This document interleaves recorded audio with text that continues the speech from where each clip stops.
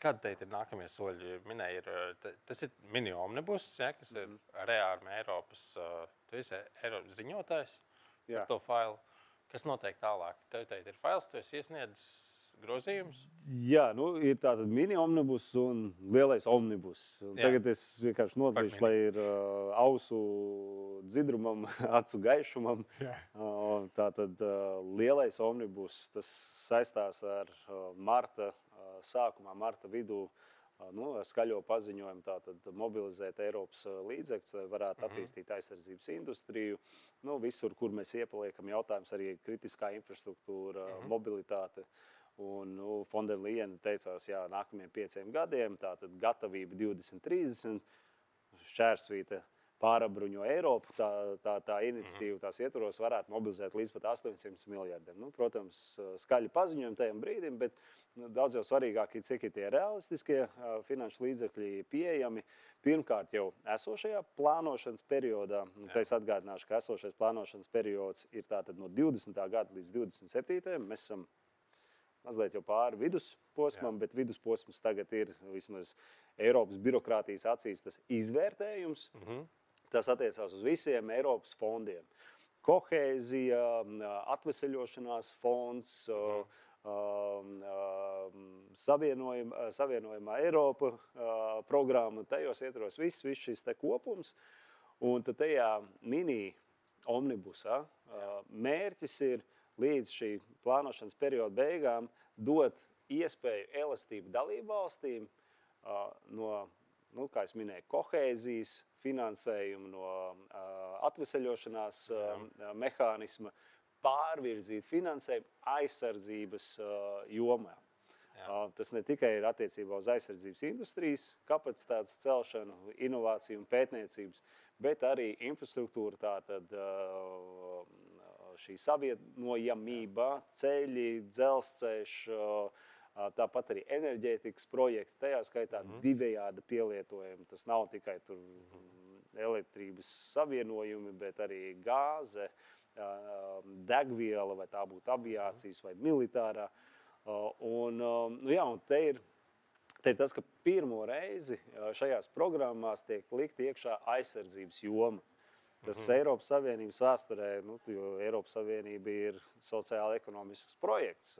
Visas tās programmas pa fondiem, tas ir izlīdzināšanas fonds, lai labklājību celt, bet šeit, saprotot ģeopolitisko situāciju, to apdraudējumu, kas Eiropai ir skaidrs, ka mums ir jāver šīs programmas arī tām nozarēm, kas varbūt līdz šim ir bijusi ļoti sensitīvas pārējām. Tad šajā mini omnibusā plāns ir atvērt šīs programmas, iestrādāt to, ka ir divējādi pielietojamība tehnoloģijas, iespējams finansēt ar esošajiem instrumentiem. Te ir būtiski arī uzsvērt, ka netiek radīta kaut kāda jauna nauda, bet tas ir esošo programmu ietvaros, dalību valstīm ir elastība. Pirmkārt, atslogot savus nacionālos budžetus un novirzīt Eiropas fonda līdzekļus prioritāriem projektiem. Šeit, lai arī uzskatāmi pateikt, tas viens no priekšlikumiem, ko es arī esmu iesniedzis un kur es saprotu arī citi atbildīgo komiteju ziņotāji ir viensprātis, ka attiecībā uz militāro mobilitāti mēs liekam klāt arī pretmobilitātes pasākumus. Tur ir savi loģiski iemesli, kāpēc tieši pretmobilitāte nevis nosaukt tur, es nezinu, ārējās robežas stiprināšana tā tālāk, jo ģeogrāfiskā preference Eiropas Savienībā nepatīk nevienai dalībvalstī. Neviens negrib, ka kāds īpašāks vai kā, visiem vienādi nosacījumi. Tad visiem vienādi pretmobilitāte, bet pretmobilitāte no objektīvi būs tām valstīm, kurām ir ārējā Eiropas Savienības robeža, vai tā būtu sauszemes vai jūras. Līdz ar to tas pavērš iespēju Latvijai, ja Latvijas valdība spēs ļoti operatīvi, ļoti ātri, jo šeit tas laika rāmis būs ļoti, ļoti, ļoti šaurs. Praktiski ir cerība, ka šo regulējumu apstiprinās oktobra sākumā. Praktiski līdz gada beigām dalību valstīm būs tā iespēja pārvirzīt no kohēzijas vēl kaut kur uz šīm programmām, projektiem finansējumu. Pieņemsim, mēs tagad diezgan būtiski jau pēdējos gadus ieguldam mūsu ārējās robežas stiprināšanā, kas, es teiktu, 90% apjomā gulstas uz nacionālā budžeta pleciem. Nu, tad šeit parādās iespēja kohēzijas finansējumu un te būs daudz mājas darba ļoti īsā termiņā jāizdara pašreizējai Latvijas valdībai. Diemžēl es nevarētu teikt, ka mēs esam pirmrindnieki vispār spējā ieguldīt Eiropas sniegto finansējumu iespējas. Tas pats kohēzijas aploksne, vismaz pārbaudot pēdējos datus, mūsu spēja ir bijusi akumulēt 6%. 6% no tās aploksnes, kas Latvijai 7 gados ir piešķirta. Es pieļauju, ka politiķi teiks, mēs jau tā arī plānojām, ka ir visi tā projekta rakstīšana, tur 2-3 gadi, tagad tā aktīvā fāze, kad ir pieteikumi beidz, un tuņās sāksim apgūt. Zinot Latvijas pieredzi, cik efektīvi mēs esam ieguldījuši, man tiešām māca bažas. Līdz ar to šeit ir iespēja ātri identificēt prioritāros projekts jau manas minētajās jomās, tā pati pierobeža, ārējā robeža, un pārvirzīt kohēzijas, kur nav pārliecība, ka tie projekti tur kvalificēsies pilnā apmērā vai ne. Jo mēs esam dzirdējuši tos gadījumus, vai ne, kad viss ir saplānots, tagad projekti ir iesniegti, un tad piepieši parādās kaut kas pēdējā brīdī, ka nelīdz galam atbilst tiem kritērijiem. Un tad tiek zvanīts, vai, ugunsgrēks jādzēš, ja mēs to neizdarīsim, mums vispār drauda tas, ka mēs varam pazaudēt šo naudu un tā tālāk. Tā kā, maza atkāpe, man, protams, pašam būs, ne jau tikai tas, ka interesanti, bet es mēģināšu tiešām maksimāli šo informāciju nodot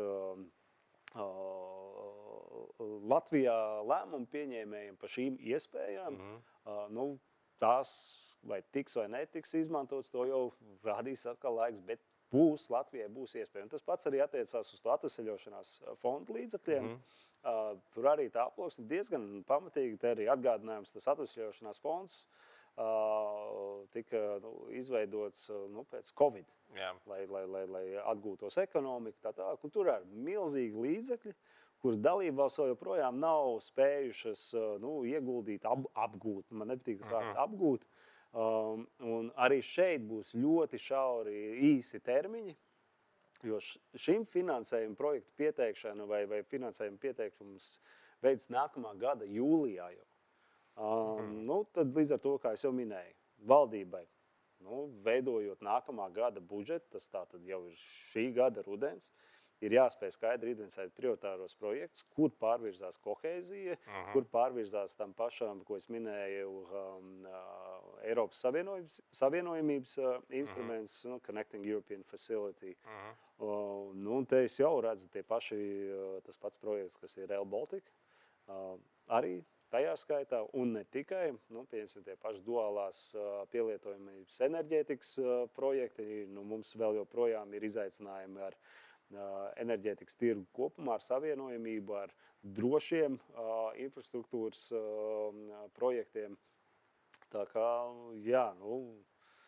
īsi termiņi, bet iespējas pavērs, kur mēs, pieņemsim, zinot tos ierobežojumus nacionālajiem budžetam uz daudzām jaunām prioritātēm, svarīgām, būtiskām, tāpat izglītība, veselība, ka mēs varam atslogot nacionālo budžetu un dod šīs injekcijas, sauksim viņas tā, no citām Eiropas Savienības fondu programmām.